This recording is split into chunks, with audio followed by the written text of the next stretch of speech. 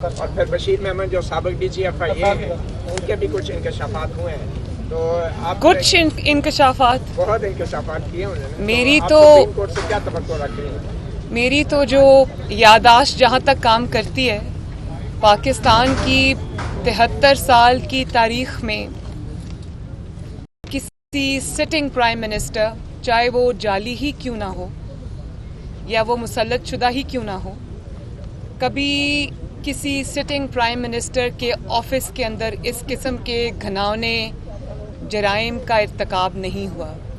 اس قسم کی سفاک، جس کو کہتے ہیں مائنڈ سیٹ اور سفاک پلاننگ کا ارتکاب نہیں ہوا، جس کی بہت مستند گواہی ایک بار نہیں بار بار آئی ہے۔ جو جسٹس شوکت عزیز صدیقی صاحب ہیں، ان کی گواہی جو ہے وہ ریکارڈ پہ ہے۔ اللہ تعالیٰ مغفرت کرے ارشد ملک صاحب کی، ان کی گواہی ریکارڈ پہ ہے۔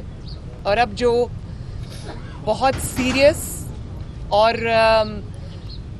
میرا خیال ہے کہ جو الزامات اب لگے ہیں، جو بشیر میمن صاحب کی گواہی کل آئی ہے، میں نے کبھی پاکستان کی تاریخ میں ایسا نہیں سنا۔ یہ تو اب لوگوں کو سمجھ آ گئی ہے کہ سسیلین مافیاز کیا ہوتے ہیں۔ یہ تو مافیاز کے جو ڈانز ہوتے ہیں یا جو گینگز کے سربراہ ہوتے ہیں، کبھی انہوں نے اس قسم کی حرکتیں نہیں کی جو پرائم منسٹرز آفس کو استعمال کر کے ہو رہی ہیں۔ اور آپ اداروں کے سربراہوں کو بلا کر ان کو آپ یہ کہہ رہے ہیں کہ نواز شریف کے خلاف یہ مقدمہ کرو، اس کو گرفتار کرو، مریم نواز کے خلاف یہ مقدمہ کرو، رانا ثناءاللہ کے خلاف یہ مقدمہ بناؤ، اور ابھی تم گرفتار کر لو سب کو، مقدمہ کیا بنانا ہے یہ ہم بعد میں دیکھیں گے۔ یہ کبھی کسی مہذب ملک میں، مہذب دنیا میں کبھی کسی نے یہ سنا؟ کبھی اس قسم کی کوئی چیز کبھی کسی نے سنی؟ یہ تو عقل دنگ رہ جاتی ہے انسان کی۔ اور میں یہ بتا دوں آپ کو کہ مجھ سے بھی زیادہ یہ مسئلہ پاکستان کے عوام کا ہے، نواز شریف صاحب سے زیادہ مسلم لیگ نون کے لیڈران جو انتقام کا نشانہ بنے، یہ اس سے بھی زیادہ مسئلہ پاکستان کے عوام کا ہے، کیونکہ یہ سب پولیٹیکل انجینئرنگ کر کے، اداروں کو انوالو کر کے، ان کے سربراہوں کو اپنے آفس میں، پرائم منسٹرز آفس میں بلا کے، ڈرا کے، دھمکا کے ان کو یہ کہا جاتا ہے کہ آپ یہ کرو، اور اس کا نتیجہ عوام عمران خان کی نالائکی، نااہلی اور قیامت کے طور پہ بھگتتے ہیں۔ اتنی ساری جو آپ نے پولیٹیکل انجینئرنگ کی ہے اور اپنے مخالفین کو چن چن کے آپ نے نشانہ بنایا ہے، اس کا رزلٹ کیا ہے؟ اس کا رزلٹ یہ ہے کہ پاکستان پوری دنیا میں بدنام ہو کے رہ گیا ہے۔ اس کا رزلٹ یہ ہے کہ ہر محاذ پہ آپ ایپک فیلئر ہے، ہر محاذ پہ آپ کو اتنی بڑی ناکامی اور نااہلی کا سامنا کرنا پڑا ہے کہ شاید پاکستان کے 73 سال میں اس طرح کی مثال نہیں ملتی۔ دنیا میں آپ کی فلائٹس بین ہو رہی ہیں، آپ کے پاسپورٹس جو ہے وہ بین ہو رہے ہیں، آپ کہیں منہ دکھانے کے لائق نہیں ہیں۔ پاکستان میں آپ نے عوام کے اوپر مہنگائی کا عذاب آیا ہوا ہے، لاقانونیت کا عذاب آیا ہوا ہے، گورننس نام کی کوئی چیز نہیں ہے۔ پاکستان کے شہر جو ہیں وہ کوڑے کے ڈھیر بن گئے ہیں، اور آپ کو صبح اٹھتے ہیں اور آپ کی جو پورے دن کی کارکردگی ہے وہ کیا ہے؟ وہ کے آفیسز میں بلا کے لوگوں کو یہ کہنا کہ فلاں کو اندر کرو، فلاں کے خلاف مقدمہ بناؤ، نہیں بھی بنتا تو بلاؤ، اور عرب ملک کے سربراہوں کے آپ وہ دے رہے ہیں کہ ادھر تو وہ اس طرح ڈال دیا، اندر تم بھی کرو، تمہیں کیا سوچنے کی ضرورت ہے؟ اور اس سے بھی بڑی بات یہ ہے کہ جو جسٹس قاضی فائز عیسیٰ کے ساتھ ہوا، جس طرح پرائم منسٹر ہاؤس کے اندر بیٹھ کر ایک سٹنگ جج کے اوپر، جو کہ چیف جسٹس بنے گا انشاءاللہ تعالی آنے والے وقت میں، ایک اور جو حق اور انصاف پہ چلنے والا جج ہے، آپ نے اس کے خلاف سازش کی بیٹھ کر، آپ نے کہا اس کو گرفتار کرو۔ کبھی کسی نے یہ سنا؟ یہ بہت سنگین معاملہ ہے، اور ہم اس کو ایسے نہیں جانے دیں گے۔ یہ بہت بڑا معاملہ ہے، شاید پاکستان کی تاریخ میں ایسا وقت کبھی نہیں آیا۔ مسلم لیگ نون اس کو نہیں جانے دے گی، اور میں عدلیہ سے بھی یہ ریکویسٹ کروں گی کہ اس معاملے کو خود دیکھیں۔ یہ کوئی چھوٹا الزام نہیں ہے. آج جسٹس قاضی فائز عیسیٰ کٹہرے میں کھڑے تھے, ان کی وائف سرینا عیسیٰ کٹہرے میں کھڑی تھی. جس طرح سے ان کو لغو الزامات کا سامنا کرنا پڑا صرف اس لیے کہ فیض آباد دھرنے کا حق اور سچ پر مبنی فیصلہ دیا, تو آپ کو کیوں ڈر ہے اتنا ان ججز کا جو حق اور سچ پر کھڑے ہوتے ہیں؟ آپ کو اس طرح کے ججز کیوں چاہیے جن کو آپ اپنی مرضی کے شوکت عزیز صدیقی صاحب بھی کھڑے ہو گئے, عیسیٰ صاحب بھی ہو گئے. میں یہ آج یہ فخر محسوس ہوں کہ انہوں نے کھڑے ہو کر اس دہشت گردی کا, ریاستی دہشت گردی کا مقابلہ کر کے ایک دہشت گرد جو پرائم منسٹر ہاؤس میں اس وقت بیٹھا ہوا ہے, مسلط ہے ہم لوگوں کے سروں کے اوپر, اس کی سازشوں کا مقابلہ کر کے ان کو ایکسپوز کیا اور بہادری اور جرأت سے سازش کا مقابلہ کیا, اور تمام ججز کو اور پاکستان کے عوام کو جو ان کی طرف دیکھ رہی تھی ان کو سرخرو کیا. اور اگر یہ بھی دب جاتے, اپنے لیے آواز نہ اٹھاتے, لڑتے نہیں, جرأت نہ دکھاتے, تو یہ بھی آج ان کا بھی کہیں ذکر نہ ہوتا. جرأت اور بہادری انہوں نے دکھائی ہے, جو جرأت اور بہادری نواز شریف صاحب نے دکھائی ہے, یہ جانتے ہوئے بھی کہ یہ انتقام تھا. اپنی بیٹی کو لے کر آئے انگلینڈ سے, اپنی مرتی ہوئی بیوی کو چھوڑ کر آئے اور اس انتقام کا سامنا کیا.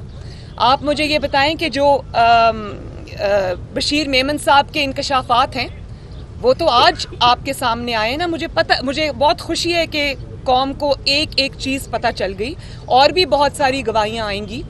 اللہ تعالیٰ کا نظام ہے کہ ہاتھ بولتے ہیں, زبان بھی بولتی ہے, آنکھیں بھی گواہی دیتی ہیں, تو گواہیاں تو بہت آئیں گی. اور ابھی آپ حکومت میں اور آپ کے خلاف اتنی بڑی بڑی گواہیاں آ رہی ہیں, آپ اس دن کا سوچیں جس دن آپ کی حکومت ختم ہوگی, آپ کا حال کیا ہوگا اس دن.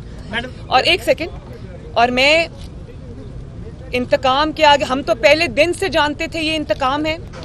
جب پاناما کا مقدمہ انہوں نے شروع کیا, ہم اس سے اور دھرنے 2014 میں جو دھرنے ہوئے تھے, ہم تب سے جانتے ہیں یہ کیا سازش چل رہی ہے. یہ اسی سازش کی کڑی ہے, اسی کا سلسلہ ہے, اور ہم تب سے جانتے تھے. لیکن مجھے خوشی ہے کہ آج پاکستان کا بچہ پاکستان کا ہر شہری جان گیا ہے کہ عمران خان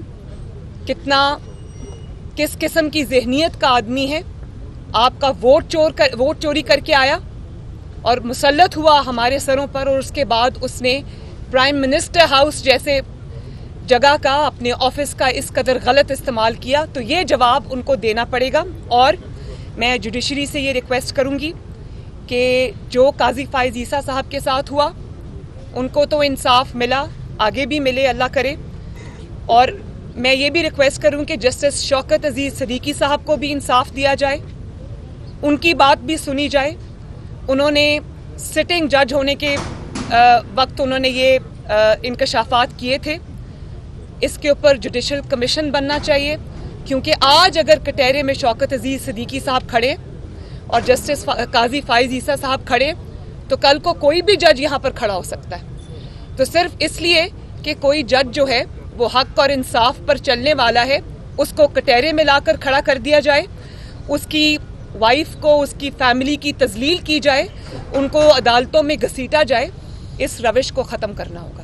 تو میں جوڈیشری سے یہ ریکویسٹ کرتی ہوں کہ اس کے اوپر جوڈیشل کمیشن بنائیں, جو قاضی فائز عیسیٰ صاحب کے کیس میں عمران خان کے اوپر الزامات لگیں کہ انہوں نے کس طرح اس سازش کو پرائم منسٹر ہاؤس میں بیٹھ کے تیار کیا, اور کس طرح سے ان کے خلاف جھوٹا ریفرنس دائر کیا, اور کس طرح سے ان کا پورا کریئر خراب کرنے کی کوشش کی.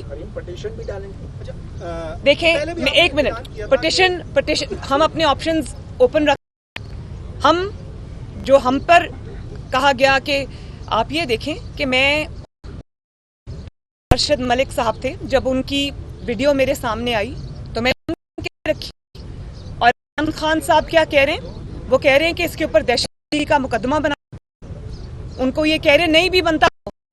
اب میری ایک بات سنیں, دہشت گردی کا مقدمہ میرے خلاف بنتا ہے یا عمران خان کے اوپر بنتا ہے جس نے یہ اتنی بڑی سازش کی؟ ایک تو آپ نے ججز کو بلیک میل کر کے غلط فیصلے ان سے لیے, ان کے کریئرز خراب کیے, اور اوپر سے آپ یہ کہہ رہے ہیں کہ جو اس کو سامنے لے کر آئے, اس کے اوپر دہشت گردی کا مقدمہ بناؤ, رانا ثناءاللہ کو ڈرگز کے الزام میں اندر کرو, شہباز شریف صاحب کو گرفتار کرو, نواز شریف کے اوپر یہ الزام لگاؤ, اس کو بعد میں دیکھیں گے کیا مقدمہ بنتا ہے. غضب خدا کا, یہ کوئی بنانا ریپبلک ہے کیا؟ وہاں بھی ایسا نہیں ہوتا. آپ نے جہاں تک پٹیشن کی بات کی, پی ایم ایل این مشاورت کر رہی ہے آپس میں, ہم اس کو نہیں چھوڑیں گے. یہ بہت بڑا اور بہت سیریس کیس ہے, ہم اس کو آخر تک لے کے جائیں گے. اسی کیس میں 5 سال کی پوری سازش پنہاں ہے, ہم اس کو سامنے لے کے آئیں گے.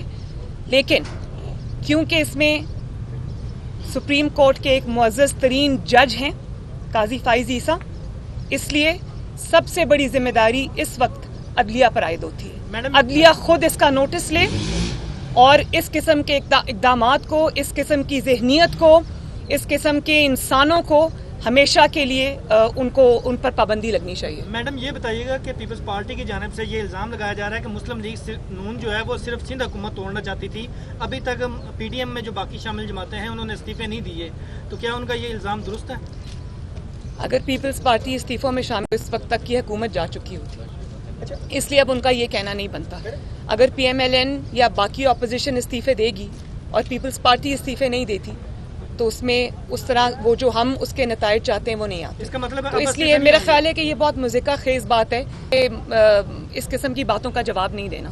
جی میڈم, جب پیپلز پارٹی اور مسلم لیگ نون پی ڈی ایم میں ایک ساتھ قدم سے قدم ملا کے چل لگ رہا تھا کہ دونوں باتیں اکٹھی آگے بھی چلیں گی, لیکن اچانک سے جو کچھ ہوا سینٹ میں, اس میں پیپلز پارٹی اور مسلم لیگ نون کی تعلقات کی کوئی ایشو نہیں ہے. ایسی جماعتیں ایک دوسرے کے ساتھ اختلافات کے باوجود بھی چلتی رہتی ہیں. یہاں پر ہے پاکستان کے 22 کروڑ عوام کا مقدمہ, اور اس پہ مسلم لیگ نون, چاہے وہ پیپلز پارٹی ہو چاہے وہ کوئی اور جماعت ہو, اس پہ مسلم لیگ نون انشاءاللہ تعالی کمپرومائز نہیں کر سکتی. یہ ان کے حقوق کی جنگ ہے, یہ ان کو اس نالائق اور نااہل حکومت اور مسلط شدہ حکومت سے آزادی دلانے کی جنگ ہے, جو ان کو اتنے بڑے بڑے بل آ رہے ہیں, بجلی کے, گیس کے, قیمتوں میں ہوشربا اضافہ روز ہو رہا ہے, عوام مہنگائی میں, لا قانونیت, گورننس میں پس رہے ہیں. تو کے ساتھ اتنا بڑا دھوکہ مسلم لیگ نون کم از کم نہیں کر سکتا. اب موجودہ صورتحال میں تو ایسے ہی لگ رہا ہے کہ جیسے حکومت اپنے 5 سال پورے کرے گی, کیونکہ پی ڈی ایم کی جو جماعتیں ہیں 2 مین, وہ اس میں سے نکل چکی ہیں. آپ کو ایسا لگ رہا ہے, لیکن جو ان کی حرکتیں ہیں مجھے تو بالکل ایسا نہیں لگ رہا کہ یہ بجٹ کے بعد بھی سروائیو کر سکتے ہیں. جہانگیر ترین گروپ کی ملاقات ہوئی ہے, اس پہ مسلم لیگ نون کا کیا موقف ہے؟ ملاقات جو ہوئی ہے اس میں جو معاملات طے پائے ہیں, آپ سمجھتے ہیں کہ اس معاملے کو کس طرح سیٹ اپ ہونا؟ اور میڈم نہیں, اس سوال کا ایک سیکنڈ, اس سوال کا میں جواب کل دے چکی ہوں. ہاں جی, یہ بتائیں کہ جب میڈم بنی تھی تو اس وقت یہ اشارہ دیا گیا تھا کہ جو عاصم سلیم باجوہ صاحب ہے ان کے احساسوں کے حوالے سے پی ڈی ایم کے پلیٹ فارم سے عدلیہ سے رجوع کیا جائے گا. آج آپ کہہ رہی ہیں کہ جو جسٹس قاضی فائز کا معاملہ ہے, بشیر میمن صاحب کے جو انکشافات ہیں, اس کو بھی آپ جو ہے ادھورا نہیں چھوڑیں گے. تو اس معاملے پر بھی عاصم سلیم باجوہ کے معاملے پر آپ نے عدالت سے رجوع نہیں کیا, پی ڈی ایم نے رجوع نہیں کیا. کیا اس معاملے پر جو آپ کہہ رہی ہیں اپنے لفظوں کا پاس رکھیں گے, عدلیہ سے رجوع کریں گے؟ میں ہر بات میں جو اکاؤنٹیبلٹی کا نیریٹو ہے, چاہے وہ میں کسی جماعت کی بات نہیں کری, پورے پاکستان میں وہ تب تک انکمپلیٹ رہتا ہے, نامکمل رہتا ہے, جب تک عاصم سلیم باجوہ جس کے اوپر اربوں کی کرپشن کا الزام ہے, ان کا معاملہ کورٹ میں نہیں آتا. وہ کورٹ میں اپنے شواہد یا اپنی بے گناہی ثابت نہیں کرتے, اور کورٹ سے اگر وہ بھاگتے رہتے ہیں تو پاکستان میں کسی کی اکاؤنٹیبلٹی کریڈیبل نہیں ہے. اور جہاں میں تو وہ مقدمہ ابھی بھی لڑوں گی, میں نے قاضی فائز عیسیٰ کا بھی لڑا, شوکت عزیز صدیقی صاحب کا بھی لڑا, تب جب میڈیا بات کرنے کی میڈیا کو اجازت نہیں تھی. لیکن کیا آپ میرا یہ جواب چلا سکتے اپنے میڈیا کے اوپر؟ پہلے تو آپ مجھے اس بات کی جواب دیں. وہیں سے عاصم سلیم باجوہ جیسے لوگوں کو شے ملتی ہے, کیونکہ وہ میڈیا کو کنٹرول کرتے ہیں. میڈیا ان کا نام نہیں لے سکتا, بیپ بیپ بیپ ہونا شروع ہو جاتی ہے جب آپ ان کا نام لیتے ہیں. آپ مجھ سے یہ سوال نہیں کر سکتے. ہم نے اپنی جان مشکل میں ڈال کر اس کے سارے کانسیکوینسز برداشت کر کے ہم آج بھی اپنی بات پر قائم ہیں, لیکن آپ یہ میرا جواب نہیں چلا سکتے. جب عاصم سلیم باجوہ صاحب کا نام آئے گا تو آپ بیپ کریں گے اس کو. جب تک میڈیا اس چیز پہ سٹینڈ نہیں لیتا, چور کو چور نہیں کہتا, बेगुनाह को बेगुनाह नहीं कहता, चाहे उसका ताल्लुक किसी भी जमात से हो या इदारे से हो, पाकिस्तान में अकाउंटेबिलिटी एक ख्वाब रहेगा। मैडम, एक तो आप कह रही हैं कि महंगाई में बहुत ज़्यादा इजाफा हो गया है, आवाम के लिए जीना मुश्किल हो गया है, लेकिन अब भी आप ये चाहती हैं कि इमरान खान 5 साल पूरे करें और उनको सियासी शहीद ना बनने दिया जाए? ये सियासी शहीद तो मेरे ख्याल है अब वो नहीं बन सकते। 3 साल बहुत होते हैं एक इंसान को ये प्रूव करने में कि उसके अंदर एबिलिटी है या नहीं है, और वो इसमें बुरी तरह नाकाम हुए। तो जितनी जल्दी इस हुकूमत से, इस वोट चोर और जाली हुकूमत से अवाम की जान छूट जाए उतना अच्छा है। बहुत बहुत शुक्रिया जी आपका, थैंक यू।